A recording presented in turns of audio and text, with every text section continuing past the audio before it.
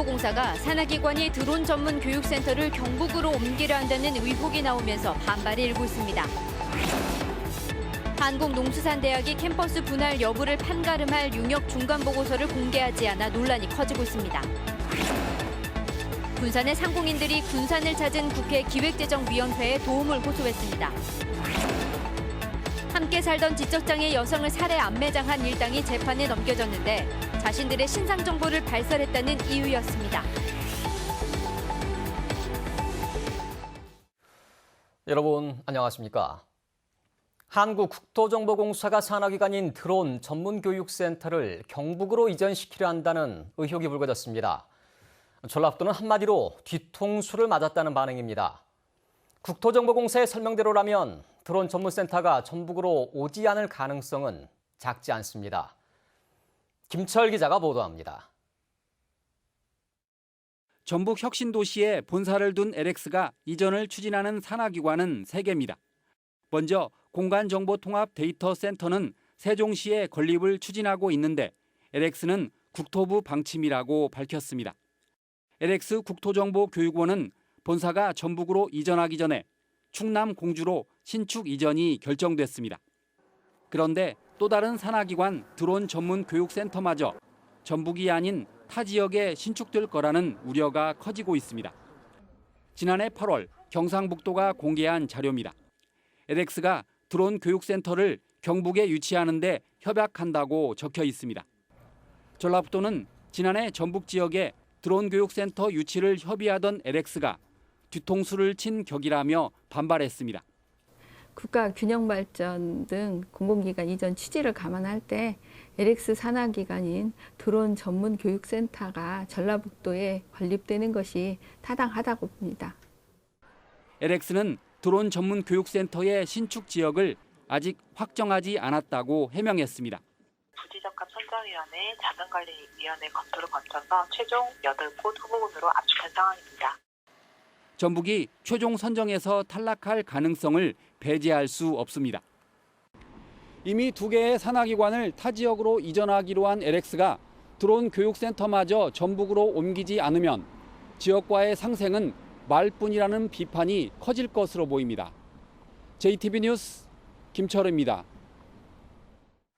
이번엔 한국농수산대학 문제 살펴보겠습니다.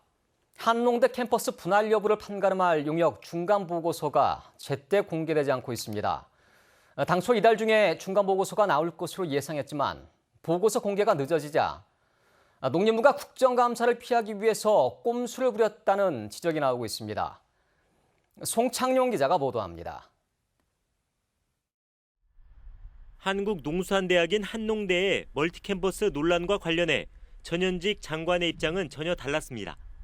전임 이계호 장관은 한국처럼 좁은 땅에서 굳이 제2의 한농대 캠퍼스를 설치할 필요성이 없다고 말했습니다. 그러나 김현수 현 장관의 생각은 전혀 다릅니다. 용역 결과가 안 나왔는데 어떻게 하겠다고 예단하기는 어렵다 이 말씀입니다. 그러니까 용역 결과를 보고 김 장관의 이 같은 발언 이후 전북도민들은 크게 반발했습니다. 농식품부가 한농대를 분할하려는 의도를 갖고 있지 않느냐는 겁니다.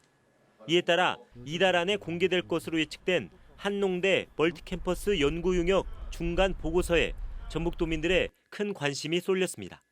그런데 사전에 미리 공개돼 국회로부터 타당성을 검증받아야 할 중간보고서 공개 시점이 안개 속입니다. 이 때문에 농식품부가 국정감사 기간에 철저한 검증을 피하려고 일부러 보고서 공개를 늦춘 게 아니냐는 의혹이 일고 있습니다. 국정감사는 소나기만 피하고 보자 이런 전형적인 꼼수로밖에 보이지 않습니다.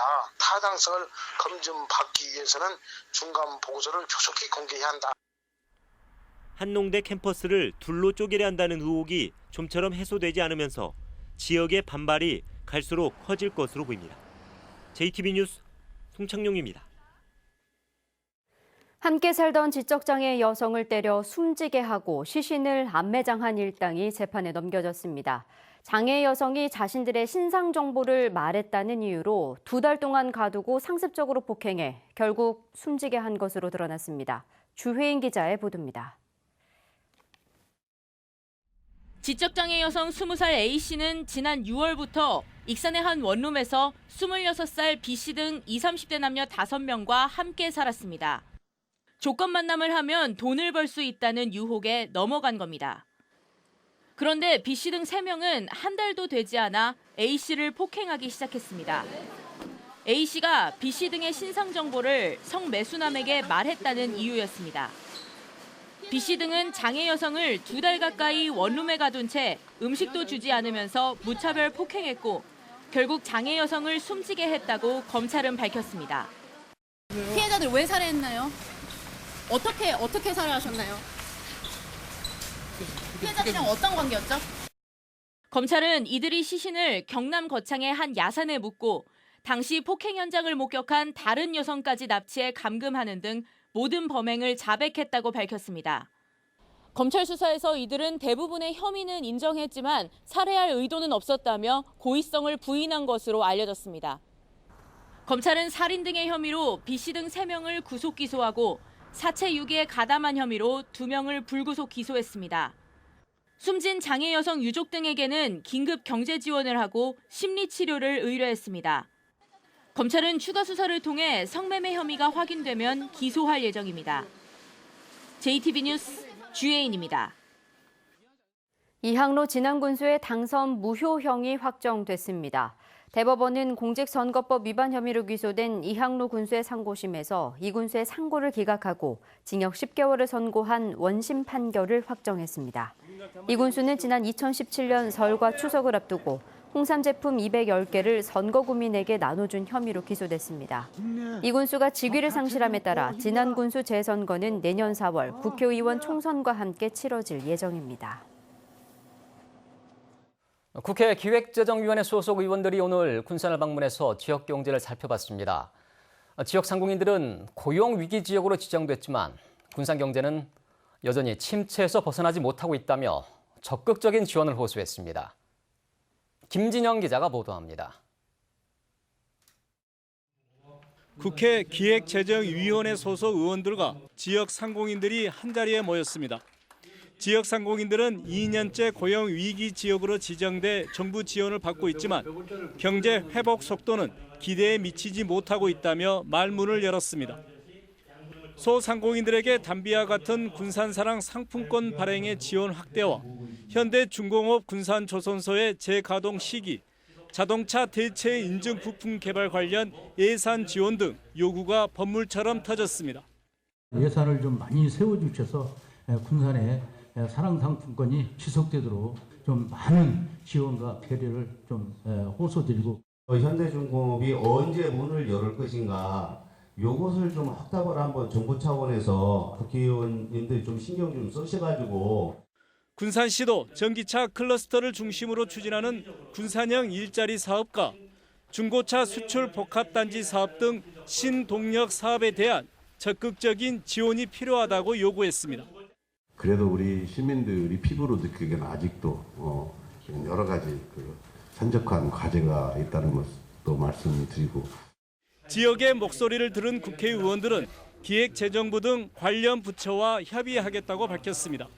저희가 어떤 부분을 도울 건가 잘 해서 우리 군산 경제가 빨리 회복되고 전라북도 경제도 같이 살릴 수 있는 그런 기회가 마련되면.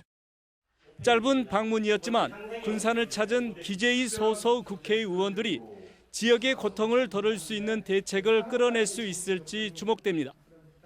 JTB 뉴스 김진영입니다.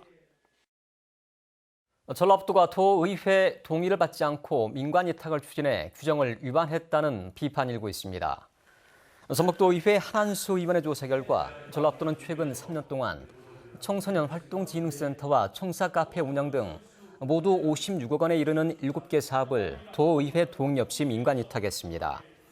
한한수 의원은 도의회 분석 없이 이루어진 민간 위탁에 예산 낭비 논란이 일고 있다며 전라북도의 모든 민간 위탁에 대해서 전수조사가 필요하다고 주장했습니다.